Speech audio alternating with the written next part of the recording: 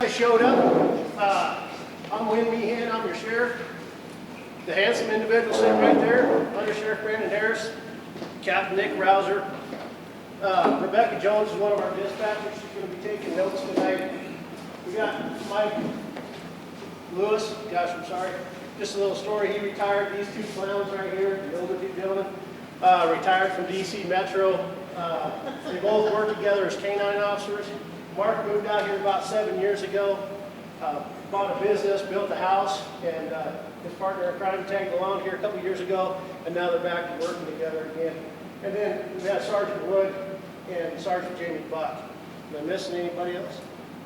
Okay. So that's my staff that's here tonight.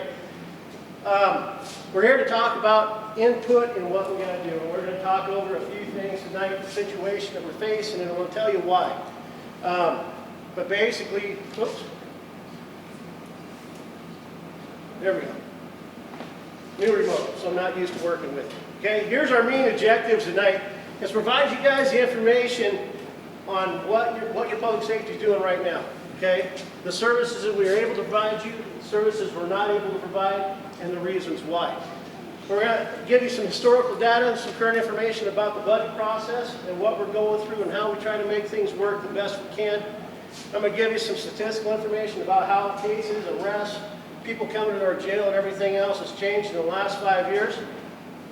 Bill Jarocki, I'm sorry, he's our financial guy from Voltec Solutions. He's been helping us for the last few weeks, but we had him last year as well. And we're going to give you guys an opportunity to ask questions, and we're going to try to give you some answers. And then most important is we want to get information from you on what you want to see with your public safety in the near future.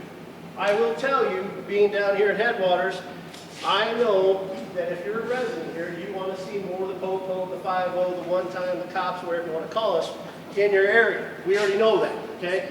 The problem is, how do we get the funding to do so? So, any questions with that? If you have a question, just raise your hand and we'll stop.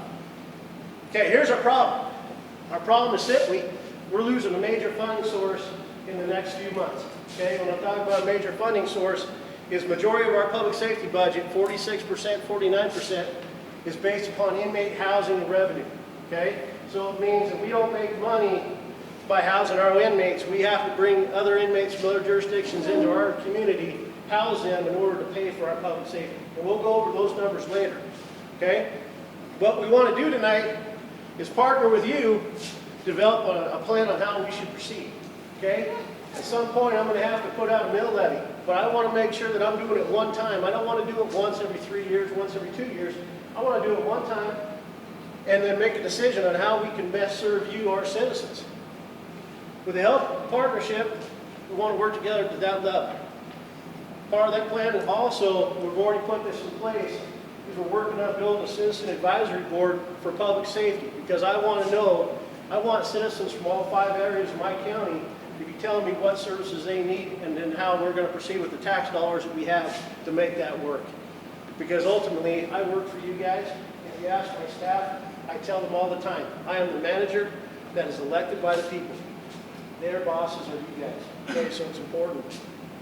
Ultimately, we need to find the revenue to keep the current level of service that we have, and most of which you guys already find to be inadequate. And I say that because the fact is with this loss of revenue, we're going to talk about tonight, we're going to have some very serious drastic changes. Yes, ma'am? That loss of revenue, can you tie it to dollars so we know what you're talking about? Well, we will. Okay. We will. Yes, I'll get to that.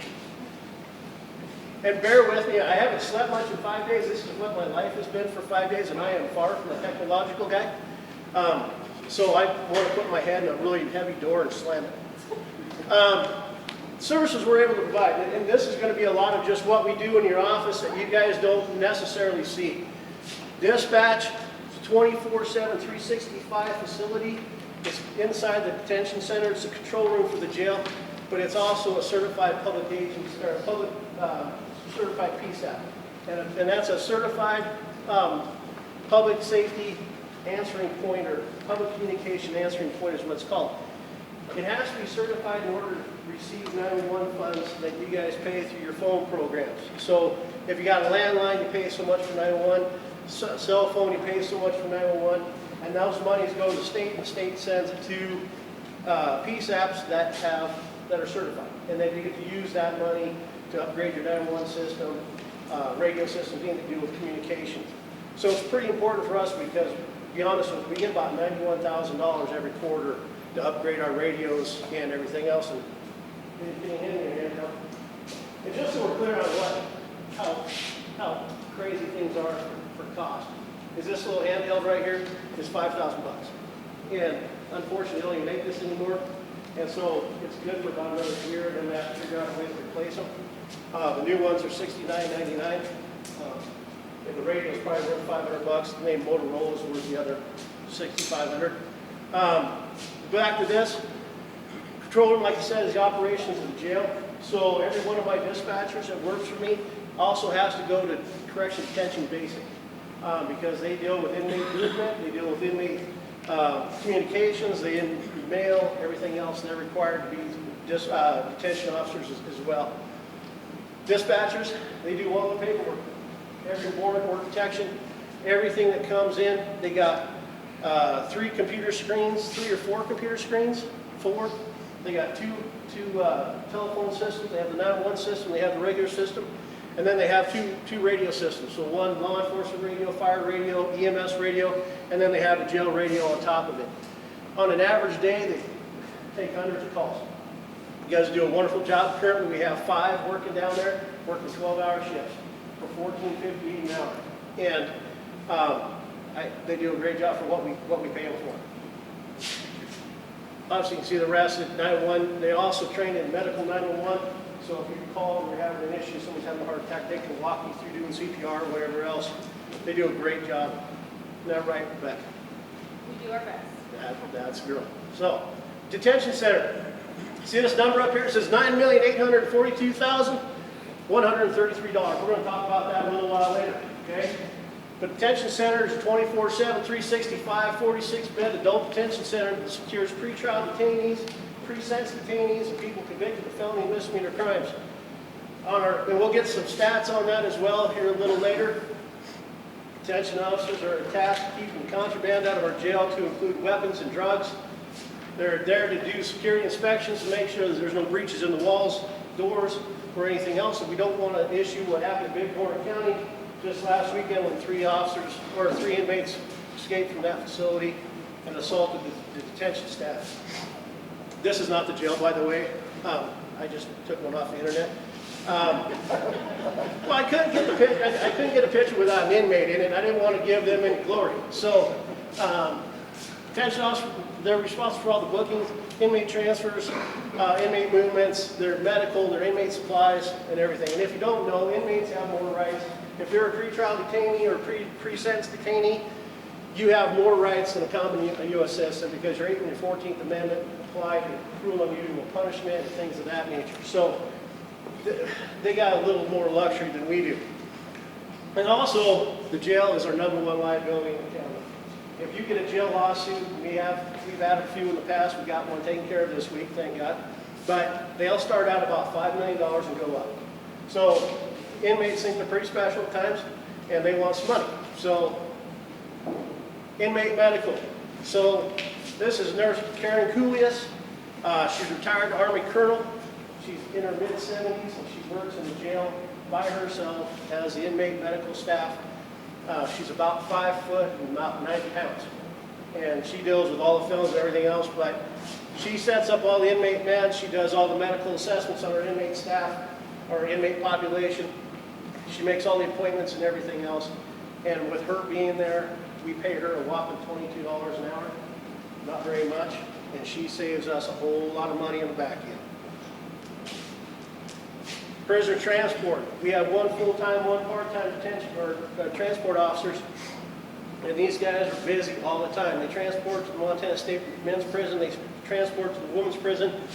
Missoula Assessment Center, pre-releases, correction connections, the START program, Warren Springs, Galen, all sorts of things. They also do our behavioral health cases. So if we have somebody who's been involuntarily committed to Warren Springs State Hospital, they go and pick them up at the hospital, take them to court because they got to have 2 hearings. They got to have an evaluation. These guys are the ones that spend most of their time. Sergeant Kynette right here, he's been at the agency since 1987. And his cohort, Mike Wenzel, has been there since 1990. Two long-running guys. They do a great job. They don't get paid much. Donnie, just for example, Donnie's been there since 87. He makes about $18.75 an hour. I don't know if that's worth 30-some years, but that's what he does. Probably the heart of our operation, I will be honest with you, is our records clerk. She's our administrative assistant to the command staff. She does all the jail records. She does the jail billing. Where we didn't have her doing that, we wouldn't bring in the revenue that we do.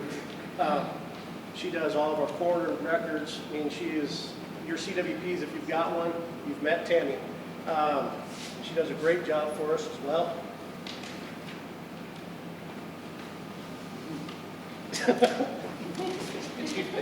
You didn't see this one yet. So this is a tribute to Mason Moore. We had our pictures taken in 16? Mason shows up in brown khaki shorts, hiking boots, and his Class A coat and shirt on. And so last year, whenever we got our pictures done, we did a Mason photo. That's right by the Mason Moore tree. It's out in front of our office. Just a little fun photo. Law enforcement, patrol division. We're there 24/7, 365. Respond to crashes, felony misdemeanor crimes, property crimes, fires. We assist with some of the medical stuff that falls within our level of training. It's hard to keep up on that, so we don't dive in the weeds too far. As a sheriff and the chief law enforcement officer in the county, and I'm authorized to enforce any law that's within Montana Code annotated. So I can do gambling, livestock, alcohol, traffic, crash investigation, whatever's in the books I get to do. It's not really a blessing, it's more of a curse. And we'll talk about some stats in regards to that later. My patrol division actually also assists detention staff down in the jail where there's an issue of somebody being disorderly or causing an incident, or they need to go and shake down the facility. Mark and Tony, who's not here, they brought the dogs in and done searches as well. I've done most of the assists with the fire department. I was a fireman before I became a cop. I should have stayed there. But I go out and help the fire departments do their investigations on suspicious fires. And we have to help the fire marshal by writing search warrants and stuff for them to go do their work. This has been a source of contention. We did donations back about 4 years ago now for these two bicycles. So the community members in our town and around our town donated $5,000 for us to go out and buy these two bikes. And they're crazy expensive, but we use them for the Fall Fest. We use them during the rodeo. We use them at homecoming where we have large crowds. We can't get from one point A to point B in a short period of time because we're not 21 anymore, I'll be honest with you. I believe God gave me a car so I could drive somewhere. So that's what we do. But they've worked out well. They also do a lot of they do all the civil service, warrants or protections and things of that nature. And then also we have contract with the Bureau of Reclamation and the U.S. Forest Service to do patrol around our waterways and our forests. Now the only downfall about that contract is you got to do the work and then you get reimbursed. Those fine folks don't just give me a check to put in my account. I have to do the work first, and they're really sticklers. We also act as humane officers, so we help livestock as well. This is from a case we did in 2014 called Rocky Acres Horse Rescue. We seized, 28 horses. We had 5 goats, turned to 12 goats. This is a picture of me and Brandon, these little babies that were born out there. It was a shocker to show up one day and you have little babies running around. You're like, oh Lord, how much? Anyhow, these get time consuming. This particular case started in 2014, it ended in 2017, and it cost the taxpayers of Broadwater County $279,000. So we are not going to do this anymore. We'll go buy the hay and build the shelter. We're not going to seize your animals. What we did, and I shouldn't say that, because Brandon and I testified on a bill and legislation last 2 sessions. We finally got it passed. Is in cases like this, it's now the responsibility of the landowner or the animal owner to either pay for the animal or forfeit it. But we're not going to go down the path of paying for your animals for 2 years to give them away. We also assist the city ordinance officer. Here a couple years ago, the city of Townsend, we were working on an interlocal agreement. They have city ordinances, and I was not going to do those. Either the sheriff before me, but we created a city ordinance officer. So when Eric's not on duty, we help him by his animal control stuff and city ordinances. Deputies routinely and quite often deal with land disputes, water disputes, fence disputes, livestock disputes, and those are time consuming as well. And since Search and Rescue is a division of the Sheriff's Office, I have 2 liaisons, Sergeant and Senior Deputy Becky. They are both liaisons with Search and Rescue. They act in my position. They act for me for search and rescue missions. Two of our latest, these both came in after May 17th or 16th of 2017. First one is Mark's partner. That's Luna. Luna's a 9-year-old German Shepherd. She was donated to us from a deputy over in Wheatland County. She got hit by a drunk driver and she was medically retired out. Didn't want her dog to go to waste. Mark went over, picked Luna up, and they've been doing a great job ever since. And just so you know, Luna cost $9,000 when she was bought. Max, number 4314, he's with Tony. Tony's not here tonight. He's a 3-year-old German Shepherd donated to us by Washington, D.C. Metro Police. Max is a patrol and article search dog. He's a bite dog. But Tony's working real hard. Tony and Mark are working real hard to get him narcotic certified, and they're going to do that in June of this year. Max is valued at $18,000, and that was a donation to us. So, 2 great tools that we utilize, and it never cost us a dime to do either one of them.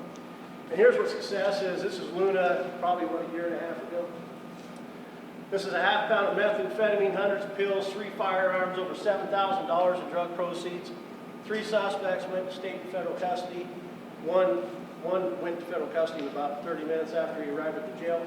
And my last quote is a ½ pound of meth and pills, not hitting the streets and getting in the hands of our children, neighbors, or families, life saving. That's success.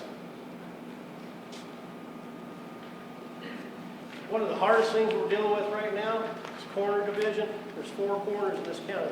Me being one, Brandon's the deputy coroner, Nick's the deputy coroner, and our only female deputy, Michelle Frost, is our other coroner.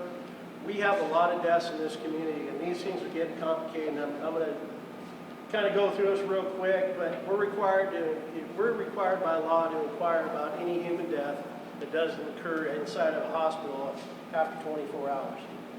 So that gives us a lot of options.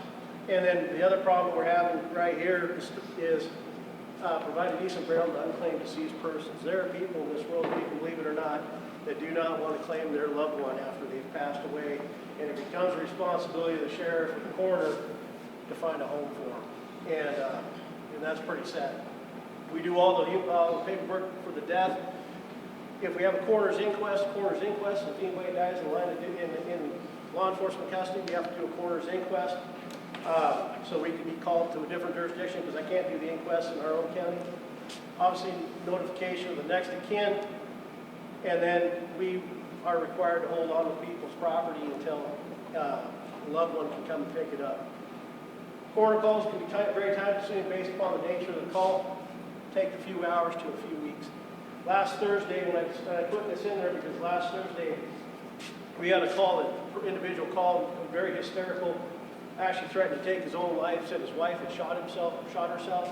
We get out there, we had some information that was possibly a homicide, which obviously concerned us. So it was myself, Under Sheriff Harris, Captain Korthals, Deputy Lewis, Deputy Zimmerman, and I'm missing one more. Tony, Deputy Cordova. 6 officers. That started at 4 o'clock in the morning. We got done at 2 in the afternoon. The big problem, and some of these things are very time consuming, and Nick and Michelle actually followed up with an autopsy on Monday. So there was another 10, 12 hours out of the day they were working on a case, and it ultimately ended up being a suicide. Tragic as it is. Chaplains. 16? 16? I think it was 16. Mike Wenzel, this is a picture of Mike Wenzel. He's not here. He's been doing death notifications with us as a coroner's office for many years. But I wanted to do a formal chaplaincy program when I became sheriff in 2015. So Mike and Eric have actually been through the National Police and Fire Chaplaincy Academy over in Spokane and have done a great job as well. They are the spiritual advisors to our staff, the inmate population, and citizens of our community that are going through tough times, and we use them quite often. And Chaplain Crush got put in the spot when Mason got killed. His new job was to be with Jody at all times. And then when Dominic got killed, Dominic Stefano was a detention officer of ours, died in 18. So kind of a crazy thing. Mason's badge was 438, Dominic's was 108. They died 8 months and 8 days apart. I got rid of her badge number in my office. I have 8 in it. And they're gone forever. Mason's was retired and will never be issued again. Oops. Some of the fun things we do. I believe in community policing.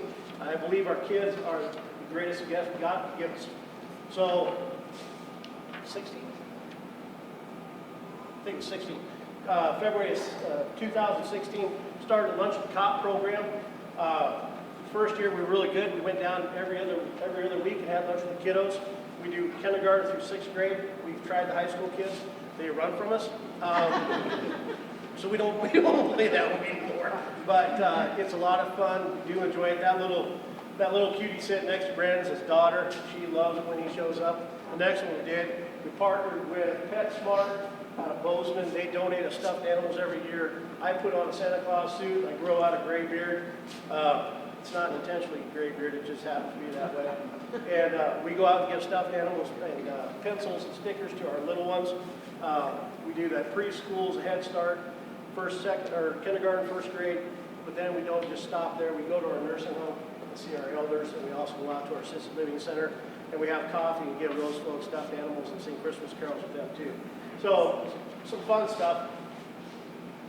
Then this year we partnered with National Child Safety Council to the aspect of trying to provide educational material to our students. So this goes from kindergarten all the way to high school, everything from safety information on vaping to sexting to careful on the computer to bike safety.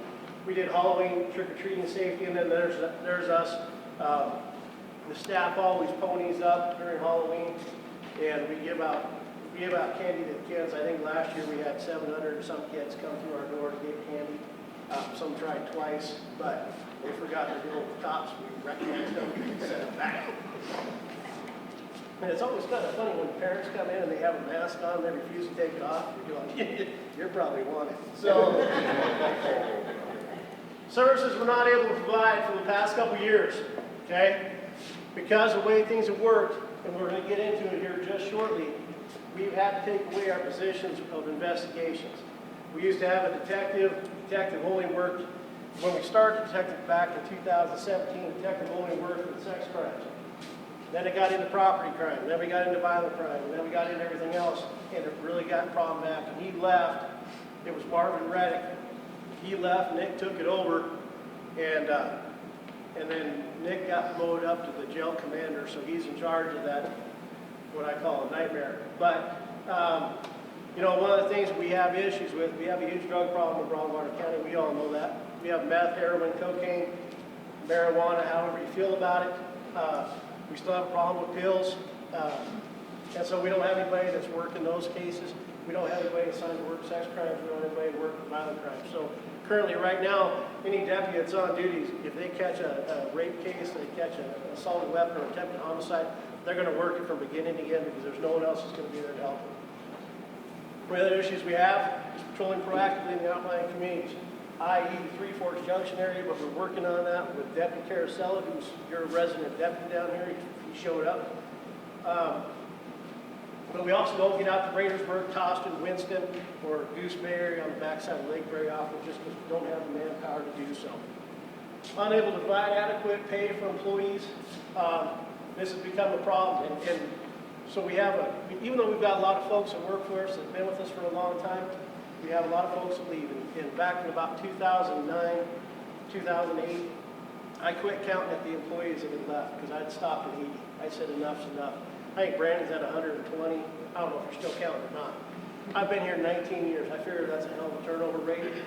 Not something to be proud of, but we need to work on that. Even though we have some folks that've been here a long time. Our patrol force isn't what we want on the south end of the county. We want more guys down here. There's a lot of folks that live down here, and you deserve the same service that everybody on the north end or the middle side of the Broadwater County or whatever. They get the same thing. We're talking about equality here, right? We want more people down here, but we want to make sure it's a safe area. We don't need to lose any more officers. And then we're trying to do the best we can and what we can to make a better presence around our schools, keep our kids safe. Right now we have, if the guys are available, they have to do mandatory patrol around the school in the morning, lunch, and afternoon. But if they got a call, they're not there. But it worked out real well. I don't know if you guys remember the fake bomb that showed up at Rosser School in Helena, and they locked all the schools down in Helena, and it was quite an ordeal. We were lucky enough to have 3 officers that patrolled that school the entire day and made sure the kids were safe and the teachers as well. History of our public safety funding and detention center. So, just a couple key points. This goes back a long ways, and Dave Klaus, who's sitting in the back of the room here, is one that generated this. But this dark mark right here is general funds. This one's public safety funds. Now, this is a number of mills. In 2005, when Broadwater County, well, let's go back a little bit. In 2001, they started having conversations about building a jail. 2003, they said we're going to build a jail, right? And that jail was actually 23 beds, and then they got this bright idea, let's put 46 beds. That's why we're 46 beds now. Well, then they didn't hire the staff. So when we moved into that building January 18th of 2005, there was 11 inmates, and me and one of the other guys and one of the commissioners walked over from the old jail. 6 sworn guys, so sheriff, undersheriff, and 4 deputies, and 5 dispatchers. And we walked into that with 11 inmates. And the whole thing had changed because before, dispatch was an open room. It was a small building, small office. When an inmate needed something, dispatch got away from the window or from the radio, walked over and handed it to him. And now dispatch is in a secure area and every door is locked and everything else. So it changed the way it was. So in April of 2005, the commissioners authorized, 7 full-time, 2 part-time, and 1 part-time relief detention officer because the deputies on the street could not take care of the inmates in the detention center as the standard says it should. And so we talk about the standards is that an inmate has to be checked on every 30 minutes in a non-routine manner. Okay? Not sure how that works, but every 30 minutes you're checking on them. I can't be in a domestic in Toston, Montana and go, stop fighting, don't hurt each other. I'll be back after I go check on my inmates, right? Didn't work, and so they finally did it. So in 2005, you'll see this big jump. So public safety mills went to 45.5 and then 45.6. And then as time has gone on, you've seen our public safety mills, those tax dollars that we've talked about, gone down, down, down, and down, and it went all the way down to 19.03, 2013. This is the same time, I believe, that we had issues with, or Gallatin County opened their facility and we lost a whole bunch of folks fairly quickly. And as you see, since 2013 now, we ended this year at 36.06. You wonder what that equates to. When we talk about mill value from Gallatin to Lewis or to Broadwater, the mill value in 2017 in Gallatin County was $291,000 for 1 mill.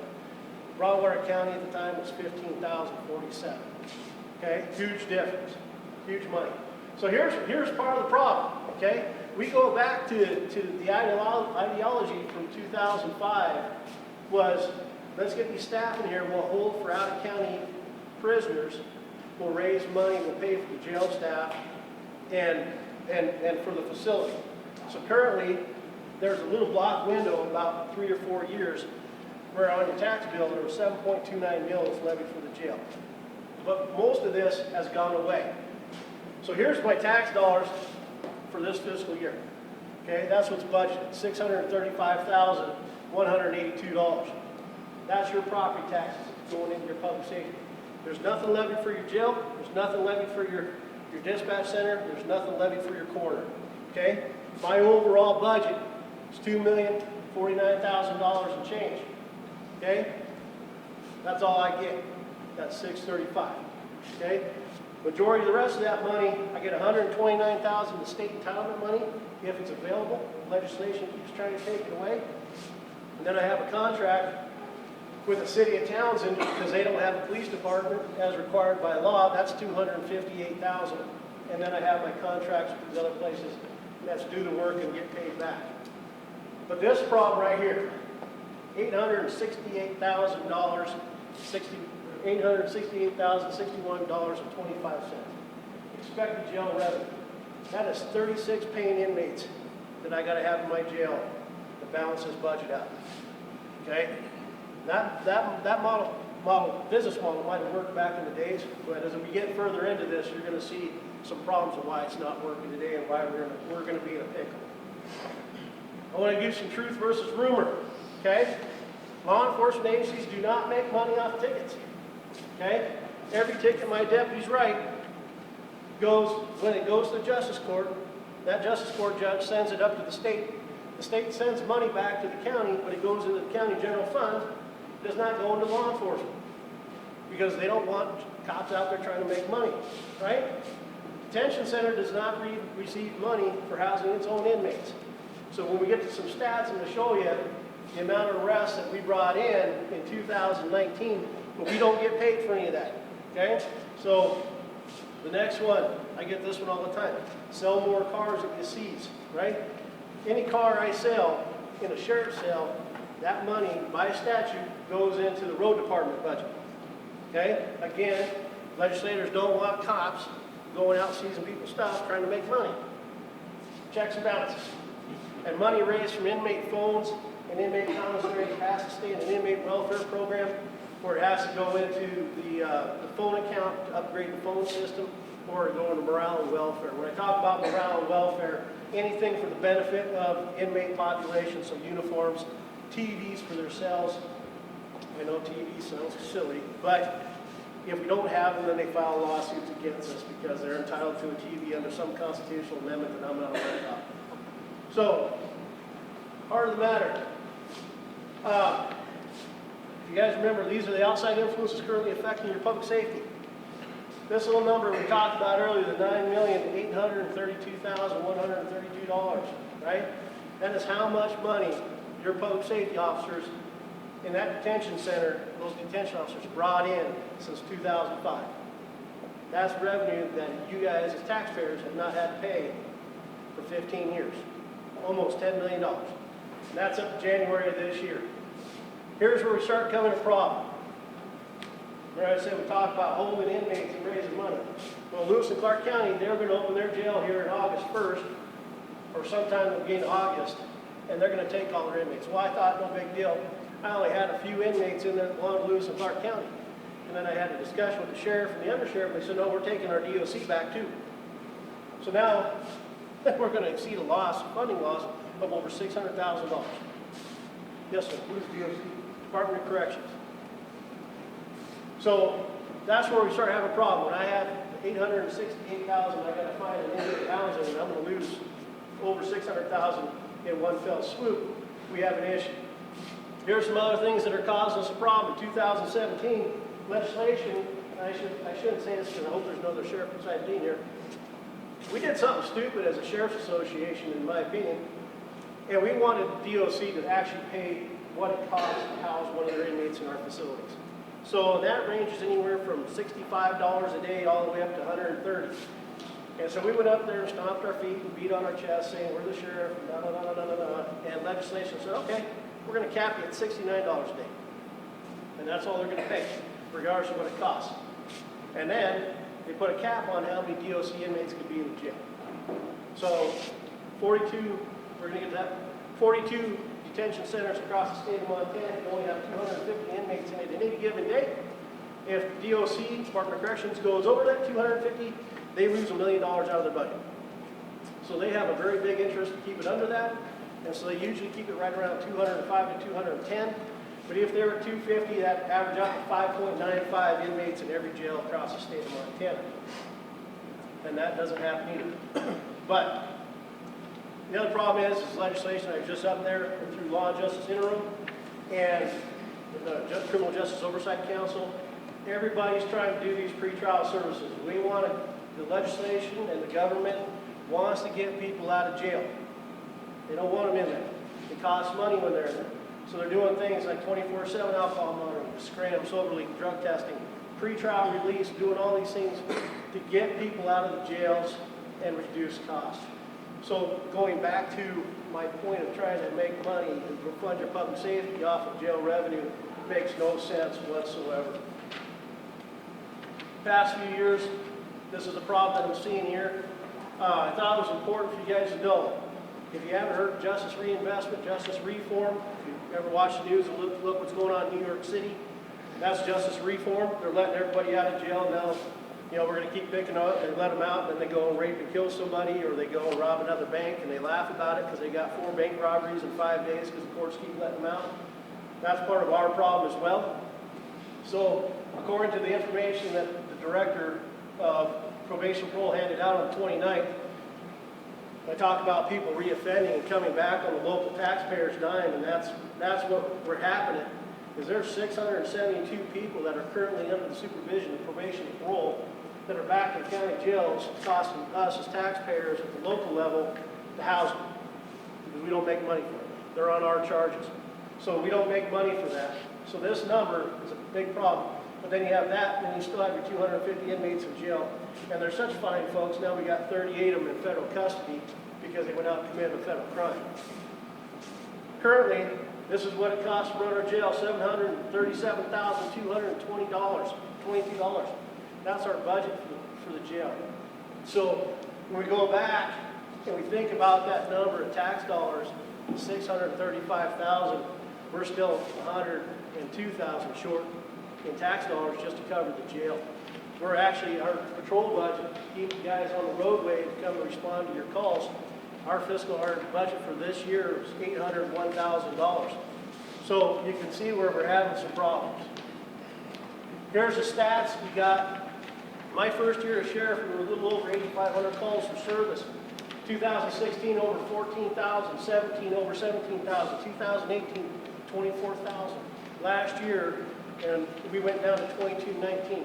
And anybody know why we went down to 2219? Because we didn't have the funds to get out on the road to take care of business. Okay? We had 556 cases. 2018 was a crazy year, but you can see the number of citations we've written. This goes back. We reduced what our officers could do. We didn't have money in our fuel budget. We didn't have money in the maintenance budget. We didn't have things because our expectation was too high. Okay? What worked in 2005, what worked in 2010, what worked in 2012 was fine. It just doesn't work in today's age under justice reinvestment, justice reform. Arrests, 236. 236 people went to jail by our officers. So if I don't have a jail, I got to make decisions. If I don't have a jail, I got to come up with a way to put 236 people in somebody else's jail and figure out how I'm going to pay for it. 821 people were booked through our doors in 2019 in that jail. Our average jail inmate population in 2019 was 45, one below max. Felony cases that were filed in district court was 54. But here's the interesting thing. Crashes, we only have one high patrolman assigned to Broadwater County, Mackenzie Gifford. It takes the high patrol an hour and a half to either come from Bozeman or it comes from Helena. I can get to Bozeman from Helena in an hour and a half, but it takes them an hour and a half to come to the middle.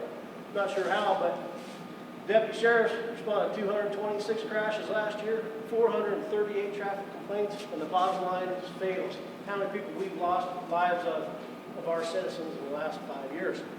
11. I'm going to let Bill talk. Anybody got a question so far? I'm going to let Bill do his financial thing before we get too far. Anyone? No questions. No questions. Maybe a question, when you guys stop? I'm done talking for a minute.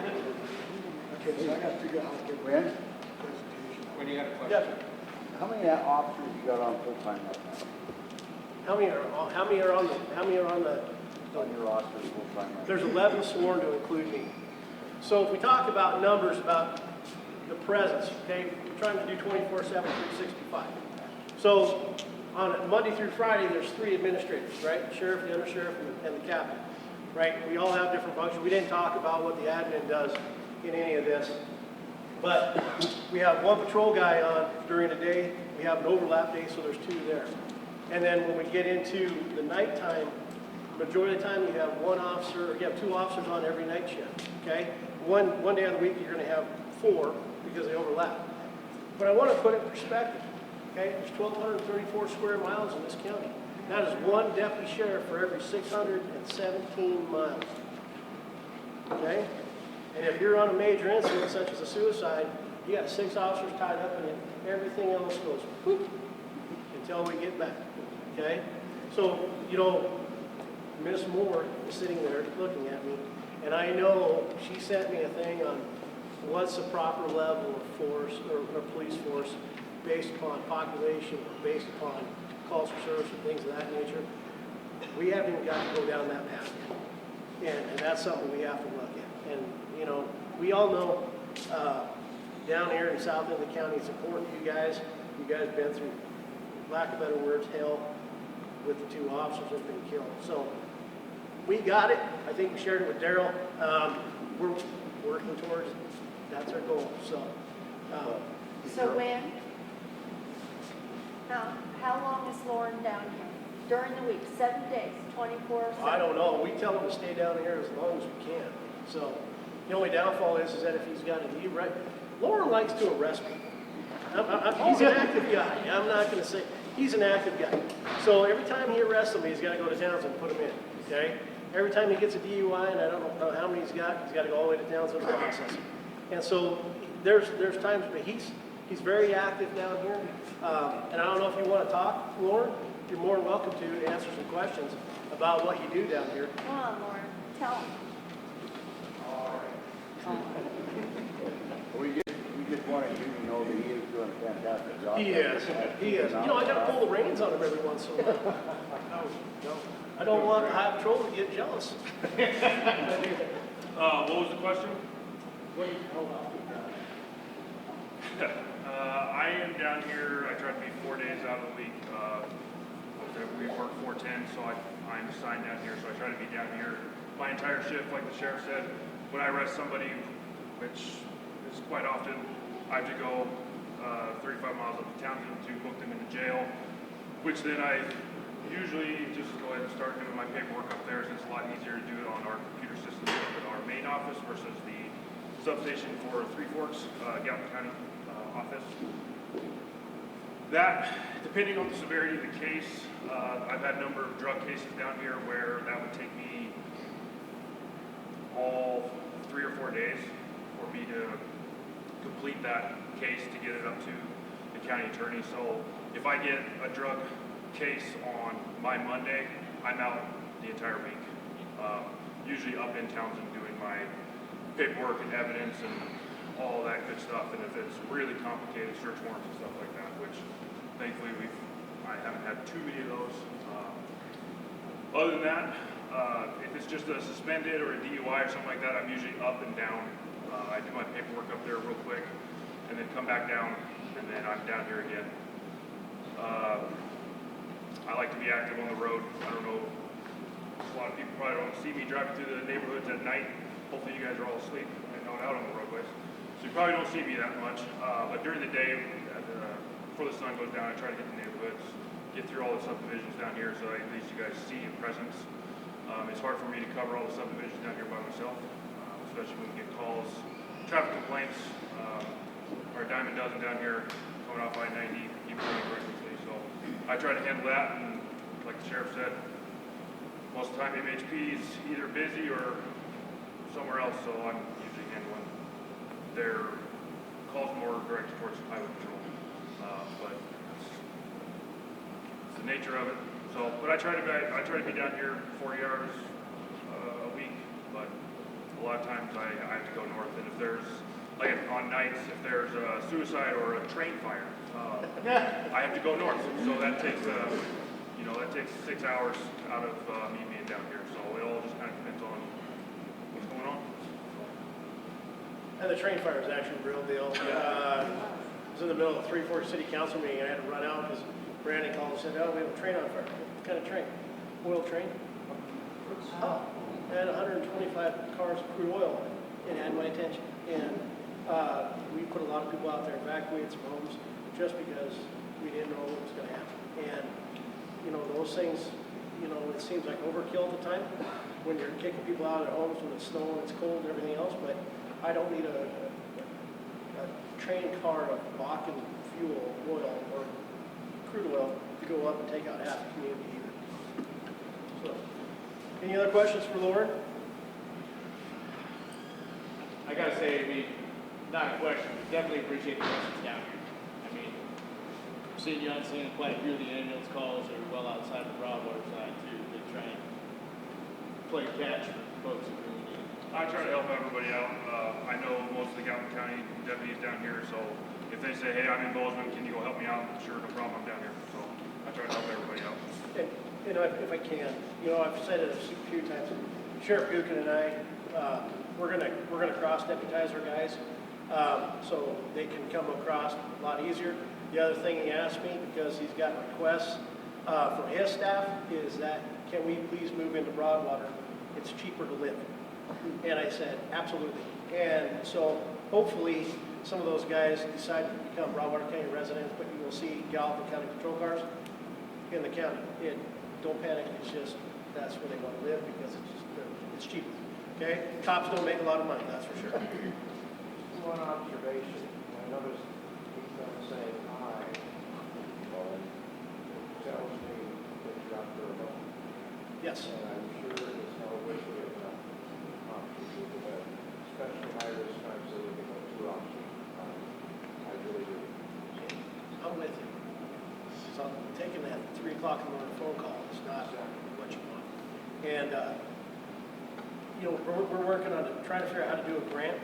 Our goal is to get we have a cops grant out. We're trying to get 3 deputies down here. And Daryl and the commission have worked and agreed to help us out with that. The problem is we're struggling to find a grant writer, and the directions just to do the grant are 107 pages long. What's that? Did you? So hopefully we'll get that. We're coming up on a timeline because it's got to be done by March 13th, I believe. But we're working on it because we recognize that issue as well. I don't want the guys out here by themselves. 2's not enough. I'll be honest with you. It's just not the world we live in. And people used to like the cops, now they hate us. So it's just one of those things that I understand your concern drastically. So. Jody Moore. So you might want to reach out to the Mason Moore Foundation because we're getting ready to put out there that we're going to be doing grant writing assistance. So we have grant writing software now, and we have 2 people on board that have done grant writing in the past, one for the Museum of the Rockies. And we also have a law enforcement advisory board that are going to help us with that process as well. So just putting that bug in there. Did you know that? I did. I didn't know how. Didn't know how good. I mean, this is the forms and things like that. When I talked to a grant lady, she had to be pretty specific to a federal grant writer. But I will reach out to you, Jody, and see what we can do. So. Good. Anybody else for me? Lauren? Okay. Thanks, Lauren. Thanks, Go ahead, Bill. Yeah, good evening, everybody. My name is Bill Giracki, and I've been consulting with the county commissioners for about a year, with the sheriff's office this year. I have a background in local government. About 40 years I've been working with cities and counties on budgeting issues. I know how tough it is. I know how tough it is for you to come out tonight after working all day and sit and listen to us. Thank you very much for being here. I'm going to repeat a few of the things that Wynn talked about tonight, And then we want to make sure that we have time to listen to you. Tonight, as we think about what it's going to take to provide law enforcement services in the county, you might be wondering what is our economic condition and whether or not we could even afford that. What I wanted to point out to you is some things that we've learned as outsiders about Broadwater County and the economic condition, because I think it might help you understand that when the time comes to ask for money, it might not be as difficult as we think, even though it's your money. I get that. My full-time job is Department of Revenue, and I'm not here to get you money for that. So I want to talk about positive changes to the economic environment here in the county. First of all, the state of Montana, every county, every city, all of us benefit from having a strong national economy. When you look at the unemployment rate, it's pretty tough for people not to have a job in this economy. I can tell you at the Department of Revenue, when we're trying to hire people, we are lucky to have 1 or 2 applicants for every job we put up. And it's pretty impressive that the market is so good for jobs and people can find them. So what that means for us is that a lot of people are working. In addition to that, income levels are good. Even in this county, when you look at the income ranges that people have per household, the numbers I have to share with you are that for those persons in Broadwater County making $50,000 or more, 70% of the people working make more than $50,000. Now you might want to look around and say, hey, am I making that much money? But that's what your statistics are showing. People in Broadwater County, 70% are making over $50,000.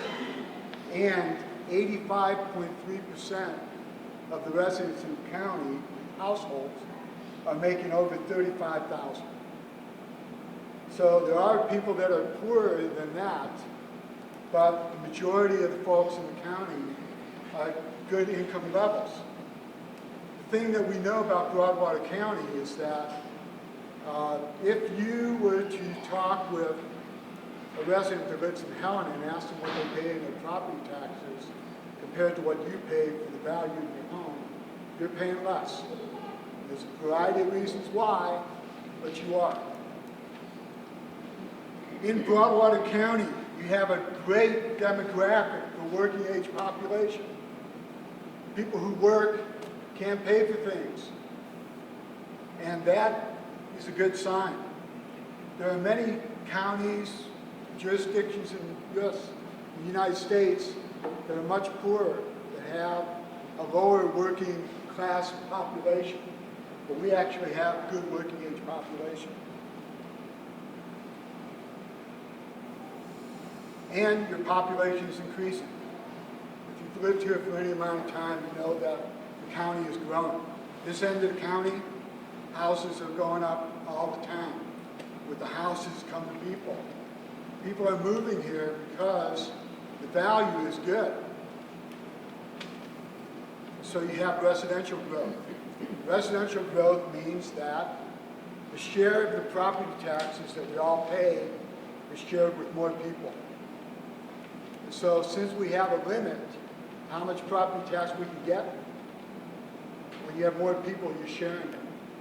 What's the trend? I think the trend is pretty good, that you're going to have increasing population and increasing residential growth and increasing property values. Now sometimes this is not such a good thing, but when you sell your house, it really is a good thing. Property values are increasing now. And so when you're looking at having to raise monies for anything in your county government, realize that the amount of revenue that you'll receive per mill will go up over time.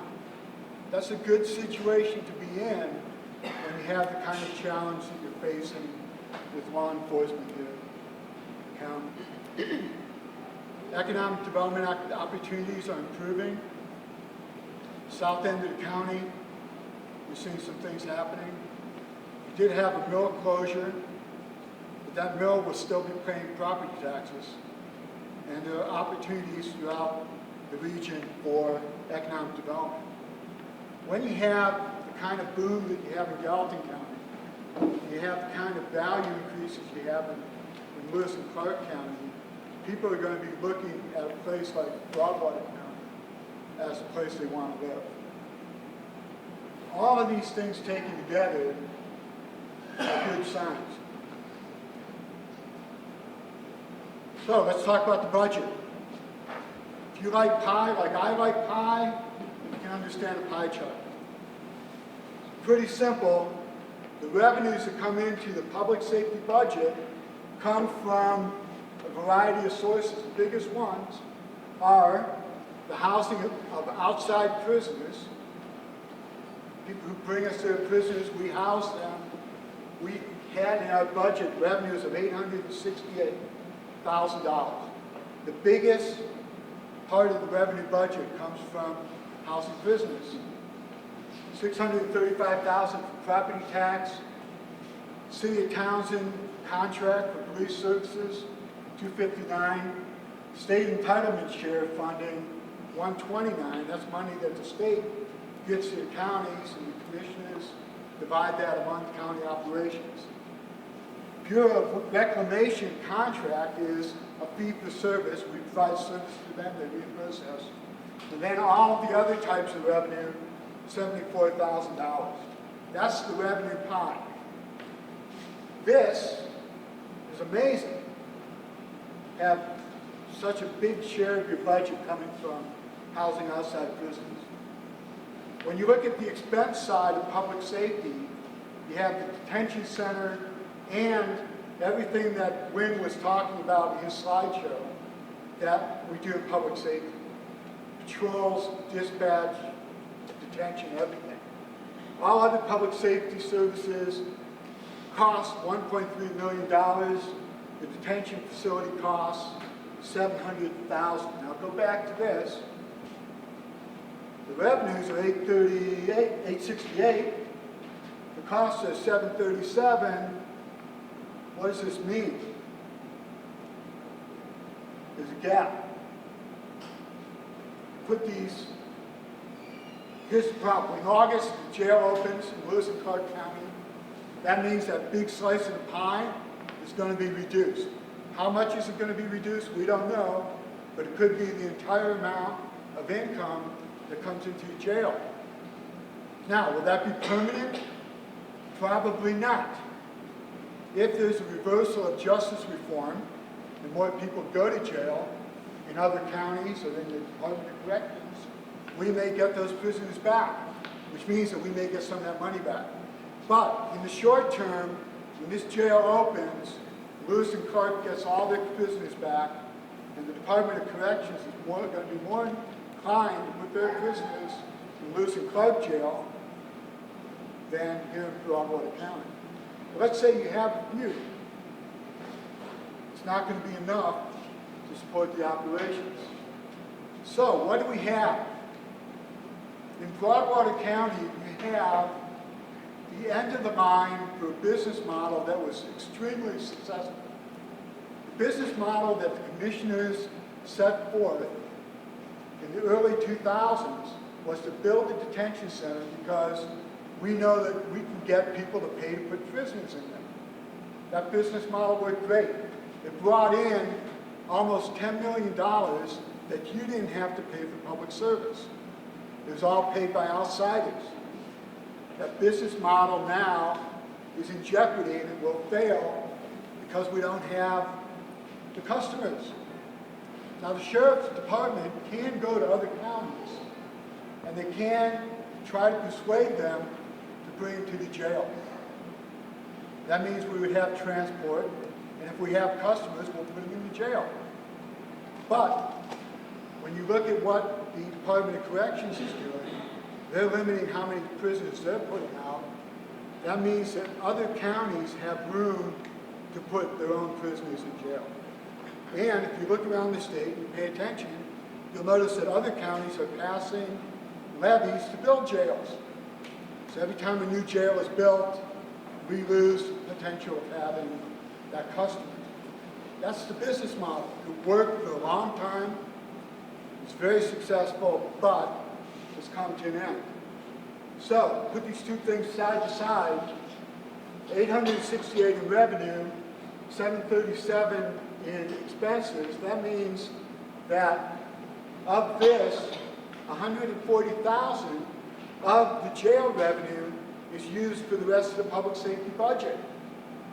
So when you lose that revenue because you don't have prisoners coming in from the outside, we have to find 140,000 just to start, not counting jail expenses, 140,000 to keep the public safety operation whole. I don't know about you, but I was sitting and listening to Wynn, and I was looking at the pictures and looking at the guys there, and I was reminded of a movie that I saw when I was a kid. And in this movie, there were Jamaican soldiers in a line, 5 of them. And they were being reviewed by a prime minister or somebody.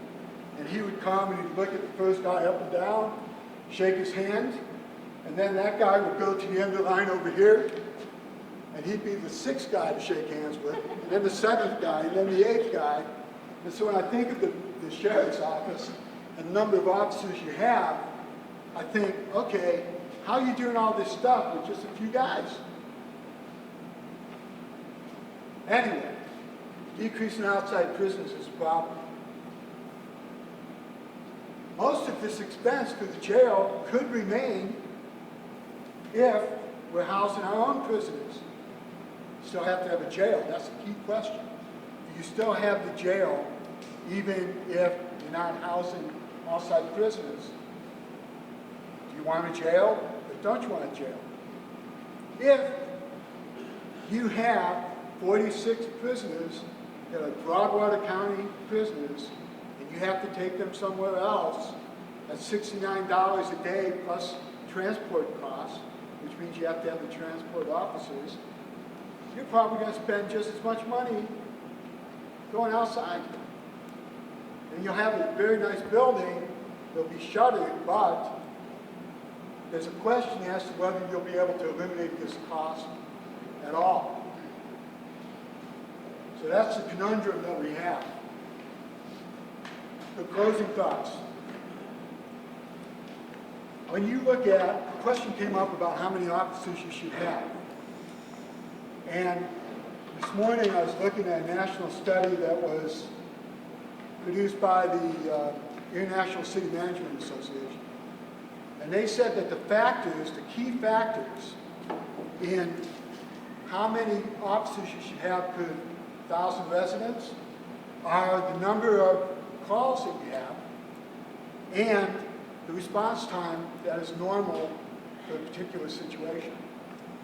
In the case of Broadwater County, that's so big, if you have a problem on one end of the county that's being handled by the one officer, the one of 2 officers who's available at night, and something else happens at the other end of the county, it's possible you could have 2 officers at the first scene and nobody available at the second scene, or the response time is, how fast can you guys drive? 100 miles an hour. You know, the 30 minutes it takes to get to the other end of the county. And so when you think about public safety in Broadwater County, I think what you have to do is you have to compliment the sheriff for what he's been able to accomplish with so little, but you have to remember that it's still a small amount of money that we're paying for that service, and we're going to be in real jeopardy to lose a major share of it. So at this point, we want to open up a conversation. Well, that's, unless anybody's got questions. The questions that you might have. It's pretty simple math. I didn't want to bring up the whole budget because you'd be all asleep. Joe's talking about other counties are building jails, okay, but if you can only have so many in the state, why are these other counties building jails? Well, the big problem that we're seeing is our population is getting bigger, right? The meth problem is huge. The heroin is getting worse. Cocaine is as bad as it was in the 70s. All the other illegal drugs and everything else that people are getting hooked onto, and they're committing new crimes. Jails in Montana right now, there's 42 jails. Jail population, I think, I was looking at this year, is 2,872 people in the jails in Montana. That's more than they have in Montana State Prison. There's only 1,549 beds there at the state prison, and they keep, we have Shelby and we have the other ones. But the problem is our crime just keeps getting worse and worse. And you're seeing it, I mean, you look across the board, violent crimes is going up, sex crimes is going up. And we have cases right now that, Nick still's got one he's working on, and I'm like, don't even tell me the details, I don't want to hear it. And I've been at this for 24 years, and I've seen and heard everything.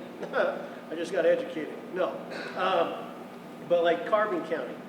Carbon County is a big one. They came and met with us, and their commissioners came and met with us. They're going to build a jail. Because right now they're hauling all theirs all the way down to Billings. So is Stillwater County, so is Sweetgrass County. People are they're traveling to put people in jail.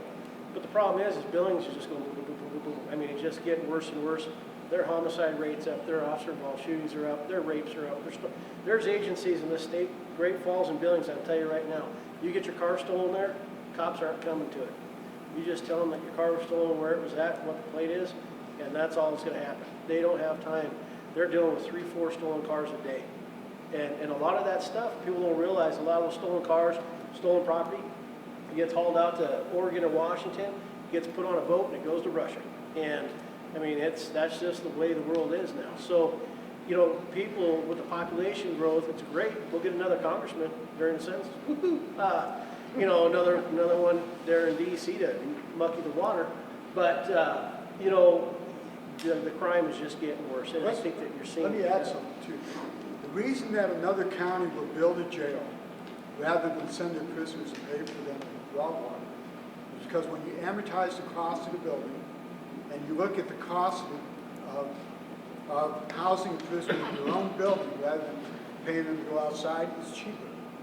It's cheaper to do that. That's why they would rather do that. So then when you add the financial benefit of having your own facility, and then you add to that, within that particular county, what Wynn just said, crime is increasing. They are giving a response to the public that the public wants. We want to control this activity. We want to jail these prisoners in our counties. We want to try them, and we want them to serve time wherever they're going to go next. But it's cheaper for them to build their own building than it is to bring them here. It's a financial equation. Yes, sir. So really, it sounds like the kind of push-pull and purpose, brass taxes, we're looking for a mill levy. Now, is this county-wide mill levy or targeted Southern Broadwater mill levy? So the goal is, part of these meetings, is like I said earlier, I do not, and I don't want to be that guy that says in 3 years, hey, when we did a mill levy, I screwed up and I asked for too little or I asked for too much. Okay? What I want is I want to know this is why we're having these meetings, these 3 meetings. This one tonight, two next week. I want to know what services the citizens want to see. Like I said, I know we want deputies down there. We've been working on that, trying to make that come to fruition. But the same breath, we had the conversation about the public safety building down here as well, to limit that amount of time that the officers are driving back and forth. Okay? If they have to go up there, there's nobody down here. I know that. And we have a ton of issues on this end of the county. I mean, I'm just being honest with you. But I want to be able to go and I say, okay, my whole point is that's why Rebecca's here. This is everything that people want. Okay? Blah, blah, blah, blah, blah. Okay? And then I take all that information from all 3 meetings and go, okay, what's the fiscal note for these ones? And is it possible to do? And if it is or if it isn't, or is it something that we have to plan out? But there's some things we want to get done right away, and there's some things we don't. The big problem is what we've been doing so long, right? This jail revenue thing. I've said it a million times, it's gonna come to an end, but we didn't. So my point is that, one, let's hear what people want, the people we work for. Let's figure out a plan on how to get what they want to them, but then I need commissioners here to hear the same thing. So that when it comes down to how much money you're gonna give me, that I have to build on top of it, because I still need a foundation. And that's the whole point. I need a foundation to build on. So whatever that number's gonna be, you need to let me know so that I can go ask So people now, for it. that mill levy is different than a standardized public safety targeted mill levy that we No, probably. this is gonna be a public safety mill levy. So whatever dollars they go to public safety, anything outside of that, anybody tries to take money out of that and use it for something else, that's a no-go, and then the sheriff comes over and says, you wanna go home, you wanna go to jail. But I fall in the same category of the public safety mill levy that, like, this area needs for fire and EMS to support the Gallatin County folks that are doing that. Separate mill levy from this So mill there's- levy to support general overall Broadwater public safety mill levy. So is there a mill levy for Gallatin County for that that's going on? No, there needs to be. There is, so, but this is gonna, I don't believe in jurisdictional boundaries, Yeah. whatever a mile marker is, and I think everybody who knows me and has heard me talk 9 times out of 10, I don't care if you live at mile marker 89 on this side of the interstate, or if you live at mile marker 89 on that side of the interstate, or if you live at 56 up there. In my opinion, you're a Broadwater County resident, you deserve the same protection regardless of where you live, and I wanna do it with all within the same dime, right? No one should have to pay any more in any particular area for a service that I'm providing. It's like I love being a nonpartisan because I don't give two craps, to be honest with you, pardon my language. If you're a Republican or Democrat, because I'm not, when you call my office and I say you're Republican, Democrat, or Independent, why is it that? Well, because we treat you differently. No, we treat everybody the same, right? So the whole thing is this is a countywide. Everybody gets to pay whatever that comes out. And just so we're clear, we'll get the elephant out of the room, okay? What we look at is if we had to just replace the jail revenue, because we've expressed that the jail revenue is a bad business model for 2019, 2020, and moving forward. Okay, so if we were doing that, if a $200,000 home equates to, just off some rough math, around $11 a month, okay? That's less than your Apple Music subscription for your phone. That's 2 lattes at Starbucks. That's a double quarter pounder of cheese and large fry and drink at McDonald's, okay? For my house, I have a 2,500 square foot house on 24 acres. That cost me about $258 a year. That's dinner for 4 to Land of Magic, right?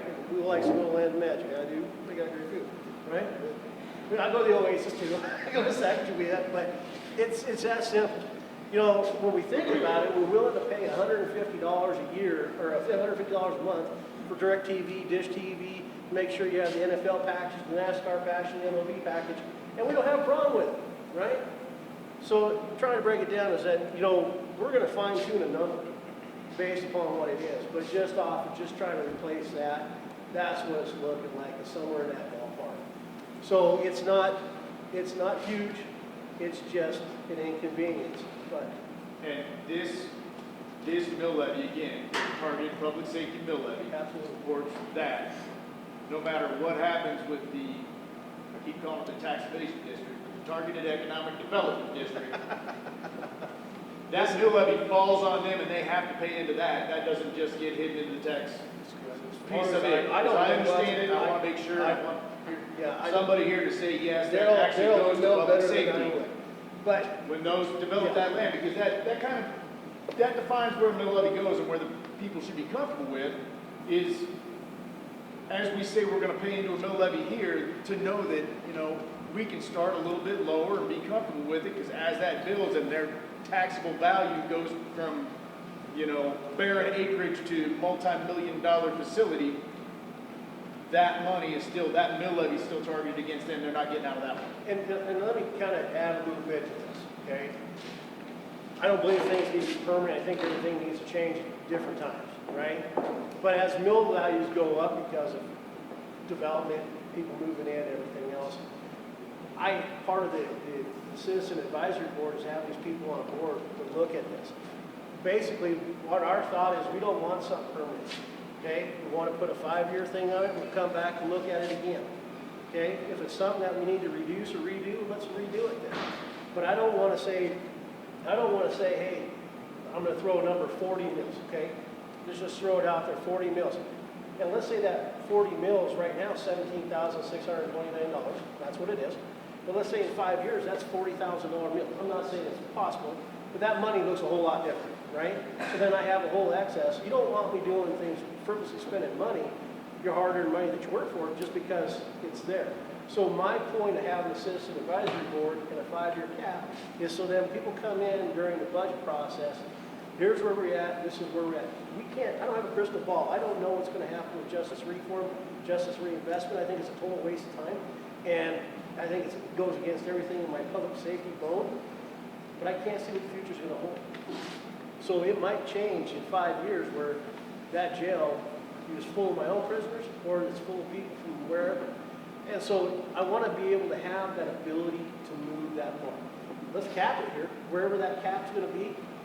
But that next year it might be, let's say it's 40 mills this year, right? And let's say next year it's only 37. And next year it might be 32. I want to have that ability. I don't want it stuck in one spot. And I don't know how that looks like on paper, but I think if it's done right, that's what it should be.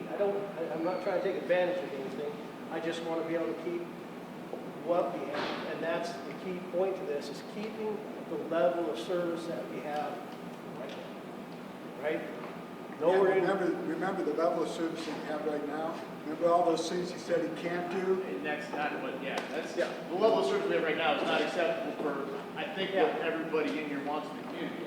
I mean, to pull up and watch the amount of cars that pull into the town pump and literally do the drug deal at the gas pump and drive away.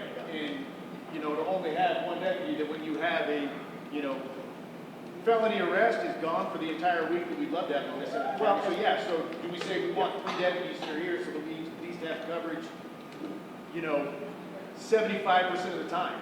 Well, and I always love stats. You know, people say you should have 1 law enforcement officer for every 1,000 people. I said, great.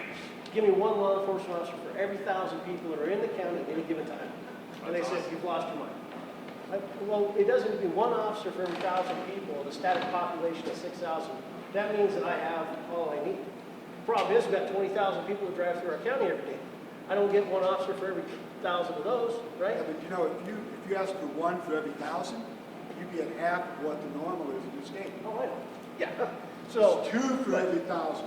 So, you know, it's one of those, the problem is we spend too much time and effort and energy trying to make money. I'm a cop. These guys are cops. Our job is to keep you safe. Our job is not to make money, right? Plain and simple. I am not a revenue builder. I don't want to be a revenue builder. If I want to be a revenue builder, I'd go buy a business, right?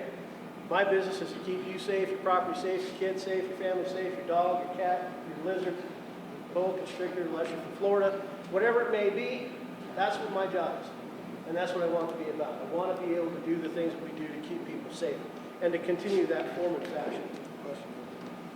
Alan? Got it. Back there. Oh, Mike. Got you. Back there. This is John.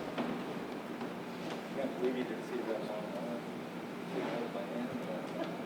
I have a question for you. Right now, in the old days, years ago and whatnot, we used to have, you had a certain level of mills. And now that has gone down, being removed and whatnot. If you, wherever we're at right now, it's at 36 or 37 mills. Okay, what I'm wondering is, do we have any promise or talk to the commissioner or anything of knowing that if we have a voted levy, let's say we get 12 mills, are they gonna just take our 12 out of this pile that we're getting now? I mean, do we have any? Huh? Increase the levy on the business. So, I mean, and I knew this question, and you should know this question was coming as well. There's no concrete decision on this, and obviously my concern as well is that if right now I have 36.03 mills, and I get a mill for whatever I need, how are you going to guarantee that this isn't going to change, right? I still need this foundation, and I've said this numerous times, And I'm not, how about you put some earmuffs on? We did, and I'm not picking on it. But I believe in trust and verify, okay? And through the past and through my experience, I've been in this county for 19 years. My trust and verify doesn't work very well, okay? People have told me things, they put it in writing, and then they've gone back on their word. I don't like it, okay? So I have a very small inclination. Daryl and I have come to an agreement, Commissioner Folkford, your commissioner for your area, have come to an agreement that we're going to work in the best faith and do this right. And so I've had discussions with people about having those mills carved out of the general fund that we currently have, or give us what you want to give us, and we can go and work on what we need. But then I had a discussion with Sheriff Dutton, and Sheriff Dutton said that what they did was they looked at it and they said, this is how much we're going to fund here, here, and here.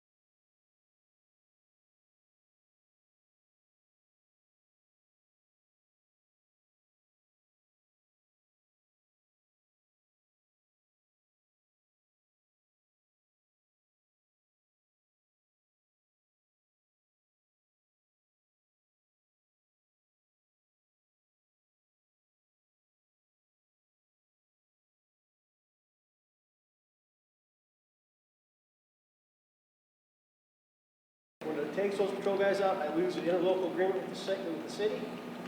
I'm not going to be able to do the VOR contract. I'm not going to be able to do the Forest Service contract. I'm not going to be able to do a lot of things. So what you're going to see... 259 plus 82 is what he's going to need. It's not going to happen. So, grand scheme of things, 5 dispatchers, sheriff, 2 or 3 deputies. That's it. That's all And that you're going to have. 7 days a week, 24 hours a day coverage, 4 guys. When people find out there's only one law enforcement officer anywhere in the county at any point in time, That's, the risk is that's going where to we're go way sitting up. right now. I mean, this is a crossroads of 3 counties and nobody's at it. And that's why, I mean, Well, except for Lord. well, yeah, and he's, and honest to God, just being there is, Absolutely. has been huge. So, I mean, that's, And Matt, we didn't have Lauren. I know. I mean, this is I'm new telling that you, we like, have Lauren. I can tell you the things that it's been huge to have him around, Right. responding to, you know, ambulance call after ambulance call, things that are right on those lines and crossing those, the overdose and freakouts at the KOA that are coming this summer, and the ones that have already happened over the course of whatever in the town pump, it's insane. Well, and then when they put their That's amphitheater just, in yeah, next door. it's gonna be a nightmare. So, I'm not That's trying to be the... assuming- That's assuming somebody can use it. True. That's, yes, Al. So, you're saying, as it stands right now, we would need 45.38 mils. Not this mill levy. A mill levy value. Okay. At So 17.6. that's this current. So does this mean that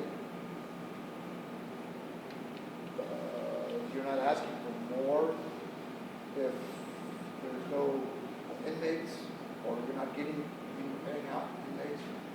Whatever you're getting now from the county, plus this would make you would be happy with that. Happy? No, that just keeps it at... That just keeps us business So as let usual. me be honest with you, okay? Would it make me happy? Absolutely it'd make me happy. Because the fact is the undersheriff and I, we balance our budget, build our budget based upon the value of what the mill was the year before, okay? So when we go into our budget cycle this year, we're not going to be looking at, we don't care what the mill value is for next year. We don't care, because we're going to build it and balance it based upon the $17,629. I don't care if it's $18,500. That doesn't matter. I want to make sure we're covered here. I want to get away from the fact of doing business by housing inmates for somebody else to make my budget, okay? Just so we're clear, it costs about $448,000 to run that jail without, just to run the jail, okay? Inmate, the staff, the power, the water, everything that goes in there. That's the static cost, $448,000. But we have to, then we jump on all this expected revenue because there's nothing levied for that jail right now. That jail has paid for itself. It has cost the taxpayers not a thing for 15 years. Brought in $10 million. It's paid for the staff. It's paid for our own inmates. So that's a huge thing. If we could get away from that thought process and that ability, I would be happy. I would be very happy. And anything we made after that, housing somebody else's inmate, that's great. And when we talk about, when we say that, guess what? If I can raise $124,000 by holding somebody else's inmate, that means when we come in as a citizen advisory board and we sit down and talk about budgets, we brought in this much revenue. Do we need to levy 45? Do we need to levy 40? There's a lot of things in there, okay? That's what I'm looking at. So yeah, technically I would be a happy guy. So, if that helps. Yeah, because I guess then, has there been any discussion with the county commissioners of maybe some of the, say, not very important projects that are going on? You know, that could be dropped off? You know, priority, where's the priorities at? Because we do have a few issues. And Daryl sits in our meetings. And so Daryl and I have had some very heated discussions. I will agree, okay? I'm a firm believer. If you Google, the #1 responsibility of the United States of America is to keep its citizens safe. If you Google, #1 priority in the state of Montana is to keep its citizens safe, okay? Not necessarily the same philosophy of the past with the county commission. I'm not going to talk for them tonight. That's up to them. However, I have had the conversation about let's cut things that aren't maybe so important to focus on public safety. Because let's be honest, no one's calling over the museum when they need a popo, right? Somebody's breaking in your house, you're not calling the fair, hey, can you send the local clown down to come take care of the clown that's in my house right now before I shoot him in the head? People want the cops, right? So it is important. But I also understand where they're coming from because it depends on where you're at, depends on who you are, depends on whether or not that program is important to them. And so we're all different. All of us are different in our own ways. And we all enjoy things differently. And how do you say that citizen meals, and I think you guys do citizen meals, those citizen meals are important to our seniors, right? I understand that. And do you want to cut that program? No, I don't think so. Right? Do we want to take away the ability for someone to have a place to go when they're 82 years old, they live by themselves, they got no family left, and the only thing they have is a senior center to go and communicate with other folks their age or whatever, play pinochle, cribbage, whatever. I don't think so. You know, I think they're all important to somebody. It might not be my #1 priority. We already know what mine is, so to them, you know, it could be their #1 priority. So I think you have to balance it out, and I think Daryl and I have come to the agreement that we won't stand here and kick each other in shins over it, but I think we have to find a balance as well. And I think that's where, you know, having been part of the solution or sitting through the meetings and working towards a solution has been beneficial. Yes, Jody? Okay. So the whole point of this is you want to know what we want, right? Absolutely. Okay, so. Speak loud Can so I Beth tell can you- hear can I tell you what I want? you. Absolutely. You ready? Yes. Okay, so what I want is for these guys not to be by themselves, ever. Right. What I also want is for them to have backup that's not an hour away. That's what I want. The other thing that I want is a promise from these two that they are going to support public safety, and not verbally. I want to see some action. I don't want to hear any more BS. No offense. But I want to see some action from these two that they are supporting public safety. And I want to see that if we, as taxpayers, help for public safety, which I think we should, I mean, you know I think that. So if we put our money forward for public safety to help these guys not be by themselves, then what are they going to do? Are they going to meet us halfway? Are they going to help with this? What are they going to do? That's what I want. Do you want them to respond? Yes. Okay. Do you want to Want to jump in on that, Darryl? I don't want to take away from what's going on here and get into that kind of dispute. Yeah, well, I would ask at some point, do get back on this floor and have a conversation. And there's a lot of, so you guys know, if you didn't read the paper, we might be a little testy today. I'm sure Jody is, I know I have been. That doesn't have anything to do with it for me. Okay, You know, I've been testy since 2017. And I appreciate that as well. If you guys can see, Lloyd Barris decided to sue the state of Montana, and it's had my blood boiling for the last 24 hours since I saw that, because he's offended that we shot his son. Shucks, don't shoot my cops. Mr. Klaus?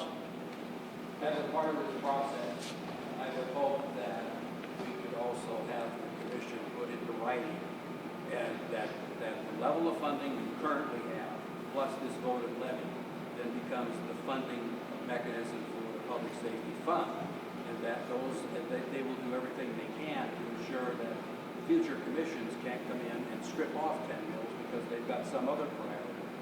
Okay? Well, because the whole focus here is for public safety, knowing that over time the value of the mill will go up. And the purpose of keeping that in the public safety fund is so you could pay wage increases, the cost of fuel when it goes up, and all those other inflationary things. So I put that on the list as part of this too. You get that? Yes, ma'am. Just out of curiosity's sake, and this might seem silly or not. Absolutely not. How many mills would you need to be able to provide the thing you're not providing, pay for the additional officers of the PDM? You probably need upwards of 60. I'd say you need $1 million. Yeah. Maybe pretty close to that. About $1 million. 60 mills. So I think, for everybody, for you to know what a deputy sheriff costs is $75,000 for just them. And then what they're wearing today, you've seen that radio is $5,000. They probably got another $6,000 to $7,000 on their body. We're buying patrol cars at the state cost for $38,000, putting them in a really nice solid unit that's safe for them, the safety ratings, and then another $35,000 goes into equipment inside those patrol cars. So you take that 70, 75, what they wear, we'll say 80, and then you add that 60,000, 65,000. And if we want 3, that's how much more on top of the 800,000 that we're going to need. So you're looking well over $1 million. And people always ask me, they say, why do you buy police package cars? Why do you buy police vehicles? Why don't you just go down to the Ford dealership and buy a pickup, right? Well, unfortunately, the way, if you have to go through the public safety officer's benefit because you lose an officer in the line of duty, if they're in a car crash, they're not driving a police car, they don't get paid. The family's out that in the line of duty death benefit, okay? If they're not wearing a vest that was designed and built for them, and they get shot and killed, they don't get paid, okay? These guys, my starting deputy's wage is $22.60, okay? $22.60 an hour. They make 85% of what I make. So I make a whole whopping $24.17 if I'm only getting paid for 40 hours a week. Fortunately, I get paid 40 hours or 24 hours a day, 7 days a week, so I'm making a whopping $5.73 an hour, right? Overachiever. My detention staff starts out at $14.58. Is that they don't get a cost of living rate? Well, detention and dispatch, both at $14.58. They don't get a cost of living increase. They don't get a pay increase for 2 years just by a step process, and they get like 5, 10, 15 cents, right? So we're asking a lot of people putting their lives on the line for a little minimal amount. And unfortunately, when it comes down to real dollars and cents, statutorily by legislation in 2017, our legislators said that the sheriff's retirement system is broken and needs to be fixed. So the legislation fixed it, what we didn't want them to do. So now the cost per officer is 11.25% of their paycheck, 11.25% of their hourly wage goes straight to their retirement already. So if you're making $22 an hour, $22.50, whatever is coming out of your paycheck already, just go to your retirement, so now you're down to 20. And Uncle Sam, he's a real nice guy, so he takes another, 35, 40% out of it, plus your medical insurance and everything else. By the end of the day, you're trying to survive on $14, $15. right? That's not a good wage for somebody who's putting their life on the line, right? Trying to keep other people safe. So, you know, trying to work towards those things, trying to be able to do a pay increase is important, right? It's also part of retention. Give me 1 second, Peter. Part of retention and recruiting, right? Right now, when I first got here, yeah, we'd open a deputy position up, we'd have 20, 30 applicants, right? I'm lucky to get 2, right? Because so people don't know, Lewis and Clark County, our northern neighbor, starts out at $28 an hour, okay? Gallatin County, 26, 27. Belgrade PD, $25.98. Jefferson County, 25 and change.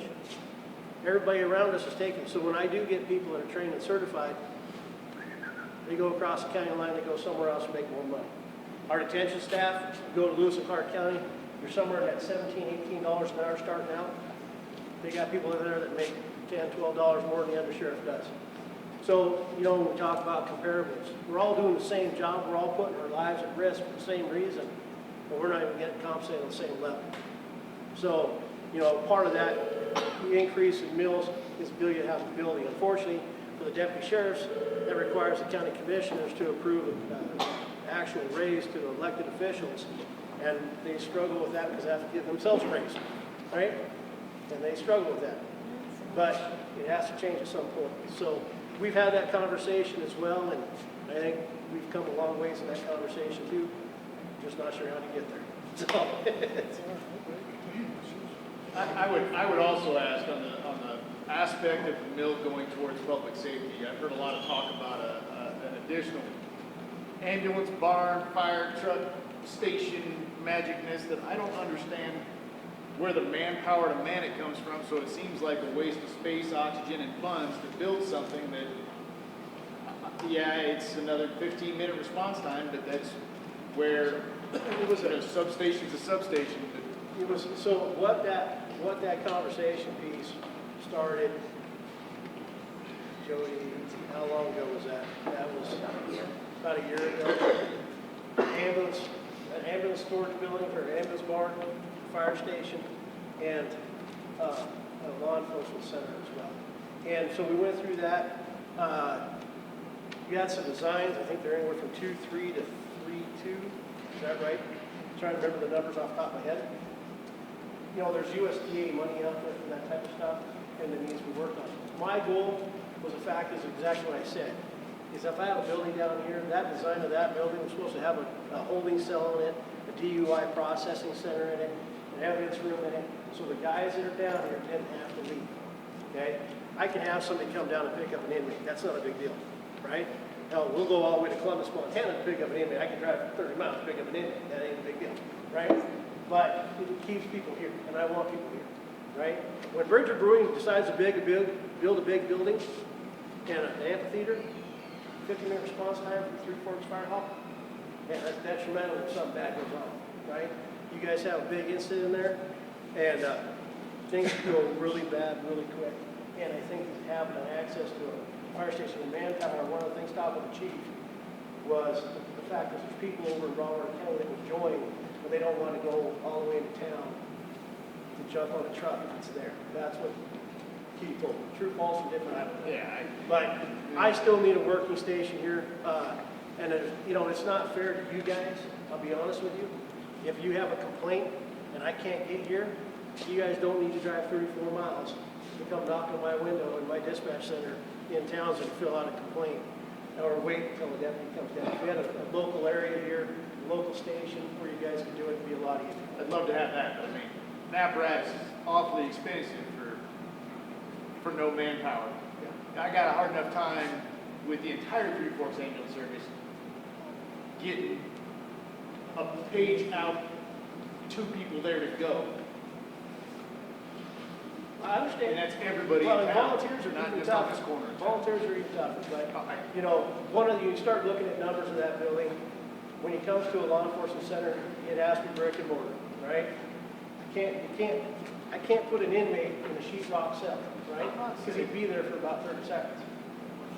But the piece of a brick and mortar building with the facilities to house that, vice, those 2 apparatus would cost more than the entire building structure would. Yep. and then the mills wouldn't even cover the maintenance of that vehicle. No, that's. So that's where I sit there and look at the effective use of those mills. We've gotten by for how long with a, half hour or better law enforcement response time? That's changed. And that's. it is absolutely, it has changed quite a bit. And the problem is that the populace down here is even very large. And, it's, Like I said, I have no problem with that building for that purpose. I get concerned when we start talking about a public safety building that's gonna now house and maintain those apparatus, fire and Well, EMS. and the That's thing is, hard. and part of my argument with Commissioner Folksworth again, God, we get a lot of arguments. don't we? But one of the things is, I don't want to build something, I don't want to put a structure on the ground that meets today's needs, okay? If I'm building it to meet today's need, by the time it's done, it's like buying a computer. Once you open it up and put it on the shelf, it's outdated and go away, right? So we need to build something that we know is going to be comfortable in 5 years, right? And so no one's got a crystal ball that I'm aware of, right? We don't know what's going to happen. Bridge Brewery come in here, they put an amphitheater, we get all these businesses in here, and guess what? I don't know if it's possible or not, right? It's all pure speculation. But I'd rather have a facility that meets the needs of 5 years. Absolutely. The commissioners were the ones that said that Bridge Brewing was gonna provide their own security and EMS services and everything Well, else. that's all involved. great and dandy, and this is That's part of it. only within, Yeah. hold on, Matt, you know this, because it's only within. It's only within it. the- Absolutely. The facility, they will provide that in the facility. Once they go out, it's our ambulance. Once they go out the gate, it's him. It's our fire department and our ambulance. One thing kind of what I'd like to see is not so much worrying about all that down there right now. I'd like to see high enough to put 4 deputies there so we cover. If one of them had to leave, you still got one of them here, but you still got backup. Lauren's doing fantastic, but you need help. Well, These guys haven't got time to run down here to help you. the goal I'd like to see is have 2 on every shift. That's what, and Yeah. at least 4 down here would be great. I'd like to see the mill myself set to work. We can at least cover that plus what you need. Running the show down. Get that? I think, I just had a question. Richard Burns been mentioned that we have to do. How do they contribute to that? You would have to. For the problems they're gonna cause. Well, I don't know what the revenue expectation or how that revenue component's gonna sit because of the CAD. I don't know what goes into public safety and what doesn't. I don't know, outside my realm, I guess. If they have it, if you put 4,500 people down here and you let them drink beer and let's be honest, if you've ever been to the Kettle House in Missoula, it's more than alcohol that's consumed there. When those people get on the roadway, there's a lot of cops in the area for a particular reason, and it is alarming to me because I don't care if you got security inside, I don't care if you have EMS inside. It's when they walk out the door and get in their car, they become my problem, and that's my concern. And I don't know even with a mill levy and putting more officers on down here, I don't know if that's enough. To be honest with you. How are they contributing?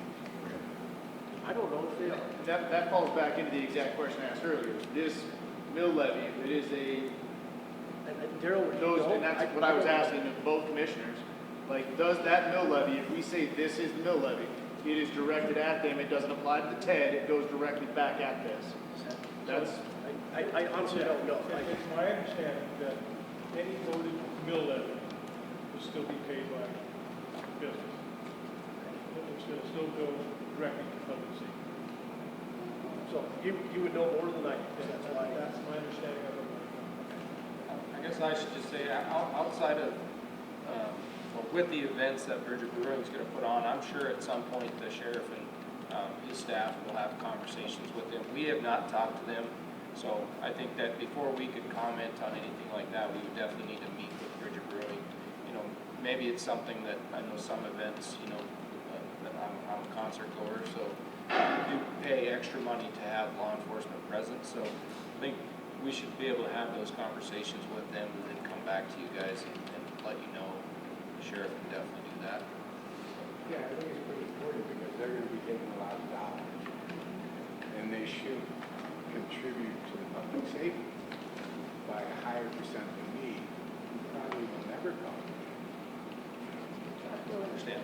So I think this is this is a conversation we had Monday night, I think it was Monday night, is how do we get people to believe in what we're asking when they're never a consumer of public safety, right? There's people in the world that never call the cops, they never call the fire department, never call the ambulance, they never need us, right? They've never been a consumer of a detention center, they've never had a ticket, they don't, cops, they just see them there. Let me ask you this, okay? Do you have vehicle insurance? Do you get in a lot of crashes? Have you had to make a claim on your insurance very often? Same concept, okay? Even though the fact is when we pay an atrocious amount of money to vehicle insurance every year with the expectation of not getting in a crash, right? We have no intention of getting crashed, but we still pay for it as the case. Because I don't mind paying towards public safety. No, not. But I feel that someone who generates a lot of problems for us should be paying a lot. Maybe even a different percentage or whatever, because they're going to be killing people. Drunk drivers kill people. So, I mean, and I don't know how that stuff gets tacked out. That's why we have him. You know, like I said, I spent 5 days to build a PowerPoint presentation, and I want to beat my head against the wall because I'm not that technical. Yes, sir. I just have a question, so that jail, it costs $700,000 plus to run. How much of that is debt? There's no debt. So we own the building. We own that building the day we walked into it. And it costs $700,000, okay. Now, if you could make a hotel out of it, I'm serious, if you could do something to make it a revenue Maybe people generator. wouldn't want to rent the room out, I don't know. So, just so everybody knows, Find out that, my neighbors. yeah, the jail was, when the jail was built, we had an issue back in the day where the ACLU was on the verge of suing us because of the conditions of the old jail. The old jail was built in 1938, it had a 1932 Navy brig in it. We had plants growing through the floor, we had some insect problems, we had some windows that you couldn't fix because of the way the building was designed. So they said either get it fixed or we're going to sue you. And the commissioners then held their money, built the jail. When they walked into jail on January 18th of 05, that building was paid for, scot clean, done. And so there's never been an overhead with that facility. And like I said, we ran. That's why it was a good business model. Yeah. Okay, I was just curious on that. Because you have no cost. So is there a breakdown though of what all those costs are? Because that's a lot of money to run a building. I don't know how big it is, but. Well, a lot of those costs are associated with each prisoner that's in there right now. I understand that. We didn't bring the detail to show you, but we have. Okay. And, we're responsible for inmate medical. And I know you have a question, just give me 1 second. The fact is, every time, if they're in our local charges, and one of them gets hurt, like I had an inmate that got his jaw broke, right, and he swallowed his tooth, we got to write a $10,000 check out to get that tooth fixed, his jaw fixed, and everything else. And so our deductible on our inmate medical for our own inmates is $10 grand per inmate. Now, the nice thing is, they get hurt twice in the same year, they're already covered, so we don't have to pay the deductible again. But that's the only benefit to it. But there's a lot of costs associated with that, having those guys in there. But there's also costs to have them on the outside. And, that's the thing. Some people, I'm a firm believer, some people belong right where they're at. So, yes, ma'am. I know it's probably not your circus part, but it seems like the chicken before the egg. Like, are there regulations for people to build things without pre-planning, like a planning board that says you can't do this type of event center in this community because we don't have that already happened? I don't think there. I think if you had zoning, but if I'm correct, is there They always zoning? rezone for that purpose by the county commission. So I don't. That would be a conversation with the commissioners because they see all the stuff. If they sent me a letter, which they didn't, asking how do you feel about supporting this, I would tell them all the issues I had with it. okay? So there's Just not a like every subdivision that comes to me, I say, they ask me, is it gonna affect your public safety, your response, blah, blah, blah. And, you know, some things yes, some things no. But I've never had a conversation with anybody from Bridger Brewing in regards to what they plan on doing here. I actually didn't know about the amphitheater until the undersheriff told me about it during the last meeting. So there's things that, you know, is it the egg before the chicken or the chicken before the egg? I don't know. I mean, that would be a conversation for the commission. I know they've had a ton of meetings on it. I was here for one, so. Anybody else? Did you have a question? To answer that question, you know, the facility goes in, then it's assessed. After it's assessed, they pay taxes. So there's a lag from the time they go into operation for the big property taxes. At least 6 months, depends on when the assessment starts. And same thing with houses. Houses go in, then they're assessed, then you pay taxes. Same thing. So what you want to have is a county that's growing, has consistent growth. So you can count on that revenue. So that's where your county is going to get. You're on the right path for having development that contributes additional dollars to the budget, lowers the local fare. Thank you. Any other requests? Yes, sir. So is it a consideration then, instead of doing the amount that you're considering putting out for people to consider and vote, is it not a consideration to raise that amount to get what we actually need? That's why we're having a meeting. Because what Jody said yeah. is what we need. Absolutely. And the thing is it's like, you know, one of the conversations we had is we know that we need deputies here. And some people believe that we need a gym, right? But if I have 3 meetings scheduled, and everybody says, you know what, we don't want the gym, close it down, okay? That changes how we look at this mill levy, okay? Because if people don't want the gym, even though it's paid for, $3.5 million building, no one wants it, they want it closed, then that's what we gotta look at, right? So if we know we need more deputies, we're still gonna have to figure something out, because as Bill talked about, 140,000 of that pays for deputies right now. And so then we start cutting away from that, then we start having problems. So, you know, it's not that it can't go up to meet the needs, we just gotta make sure the needs are there, and we can address it in a manner that's good. So, yes, sir. One other thing, are all your radios, are they digital or analog yet? Digital. So you have got that part of it? Yes. So just so everybody knows, we did do a grant in 2017, I think it was, and we went to the digital trunking system. So we're part of interoperability, Montana, wherever they call it. You know, it's not that. They got more acronyms for that thing. But we did. We upgraded the tower. We upgraded the system. We got a grant in the 901 funds, and I talked about earlier. They paid for that as well. So we're up to speed. So. Well, one other thing I want to add to the 4 officers down here, is I think you need to go high enough to mill levy to give all your officers a raise. Well, you know,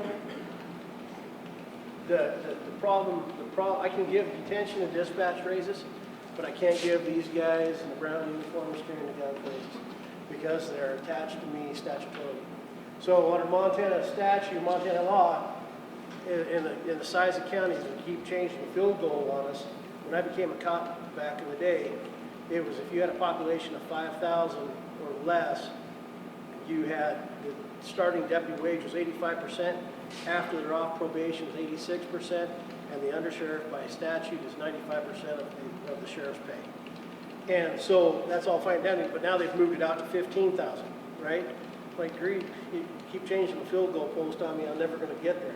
And so that's part of the problem. So the sheriff's pay is based upon the treasurer's pay. And so if the county treasurer is at this, then the sheriff's is this, but then all the other electeds are the same. So I can't just say, Brandon, you do a great job, and he does a great job. I'm going to give you $5 an hour. It ain't going to happen. So unless somebody gives me, what's that? Yeah. And, you know, they work their tails off. They do a great job. They represent the county very well. So, elected officials pay increase, Daryl. So, anything else? Here's we have a survey, and some of the, I guess we had some comments on a question that's on there. There's a little sheet right over here that you can take with you.